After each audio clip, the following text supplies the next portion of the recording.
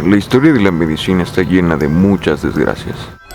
Ya habíamos mencionado el trastorno de la esquizofrenia y de los síntomas que se presentaban en estos pacientes, de las alucinaciones que se podían tener y de que la percepción de su realidad estaba distorsionada.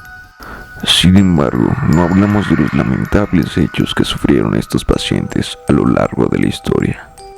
Quizás por ello el estigma de la sociedad actual hacia los hospitales psiquiátricos. Quizás es la razón por la cual son tan temidos. Anteriormente, los hospitales psiquiátricos no eran sitios donde los pacientes con enfermedades mentales tenían una apropiada rehabilitación. Eran sitios que se usaban más que nada para mantener a estos pacientes aislados del resto de la sociedad. A quienes se les enviaba a los hospitales psiquiátricos porque habían perdido la noción de la realidad o daban muchos problemas, permanecían en los hospitales en condiciones críticas debido a la falta de tratamientos efectivos. Los pacientes con enfermedades graves parecían estar abandonados, parecía como si nadie supiera cómo ayudarlos, separados y olvidados por el resto del mundo.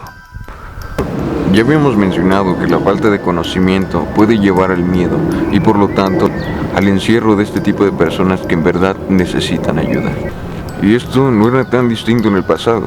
Los pacientes que acudían a hospitales psiquiátricos parecían estar abandonados a su suerte o sometidos a las condiciones del cuidador. Y las condiciones en las que estaban no eran del todo favorables. Los pacientes con enfermedades mentales permanecían en los hospitales, en donde eran ahora responsabilidad de los médicos del hospital.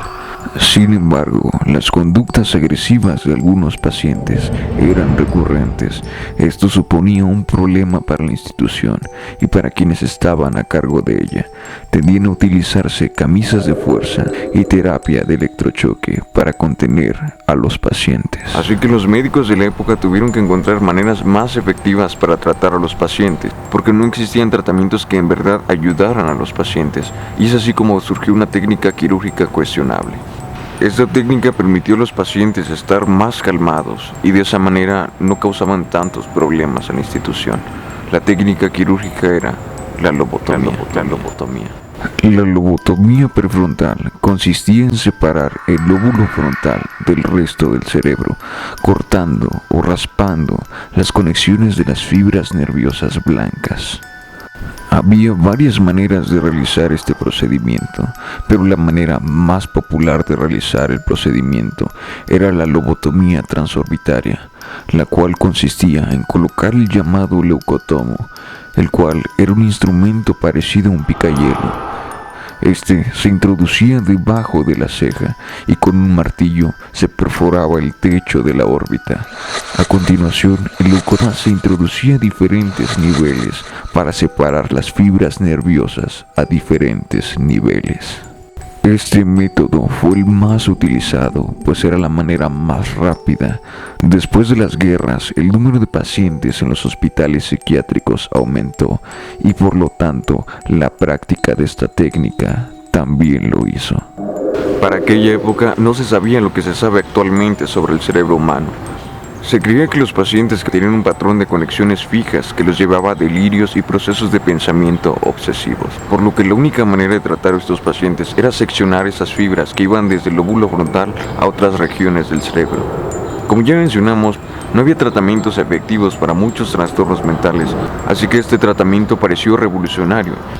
Incluso este método llevó a su creador a ganar un premio Nobel. Se indicó realizar este procedimiento en padecimientos como ansiedad, pensamientos obsesivos y SIDA.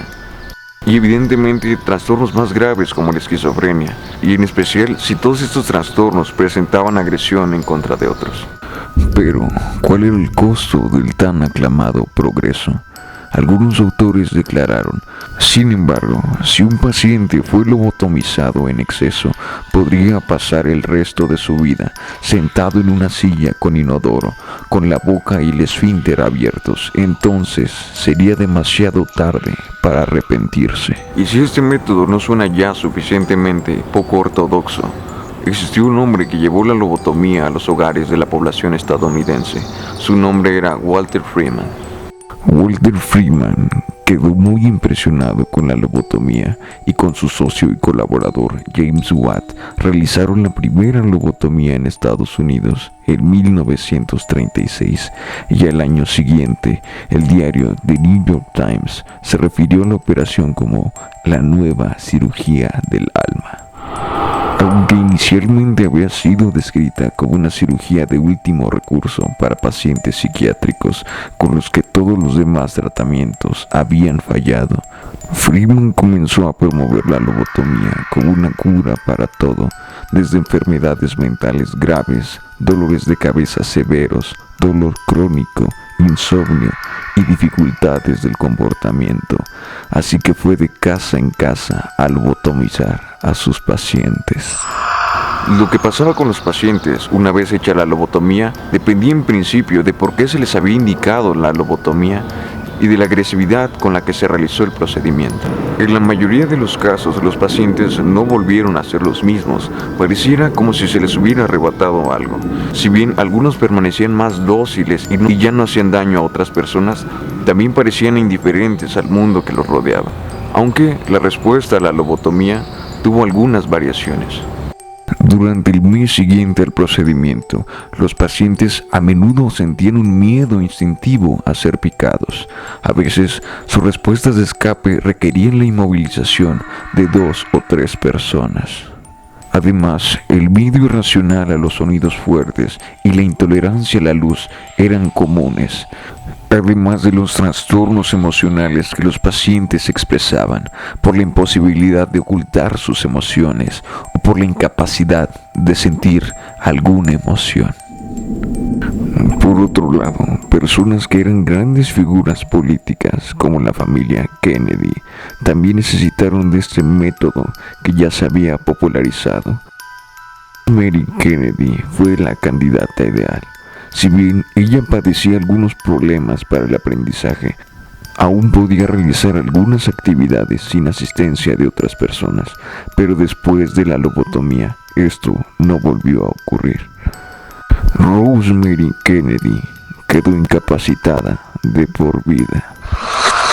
Algunos informan que posterior a la lobotomía, los pacientes parecían indiferentes, parecían algo apáticos y parecían desamparados, como si hubieran sido zombificados. Y algunos otros pacientes presentaron risas o respuestas eróticas. Los pacientes que se sometieron a la lobotomía rara vez regresaron a la normalidad. Los avances de la medicina a veces tienen un costo cuestionable. Actualmente aún no somos una sociedad totalmente civilizada, aunque nos gusta creer lo contrario. Quizá en algún futuro nuestros actos serán juzgados de la misma manera en que juzgamos los actos del pasado. Por cierto, no se olviden de revisar la tienda Pi4071. Te dejaré el link en el primer comentario. Si bien estos hechos marcaron cruelmente la historia de la humanidad, lo han hecho también algunos otros hechos humanos. No somos seres tan civilizados como creemos. Nos vemos en el siguiente video, camaradas. Y por último, pero no menos importante, quiero mandar saludos a Axis CLZ, saludos para Mar Ruiz García, saludos para Isabel Acuña, saludos para José González y saludos para Andy Franco y Uru Gamers.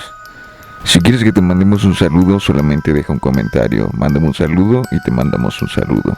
Nos vemos en el siguiente video, camaradas.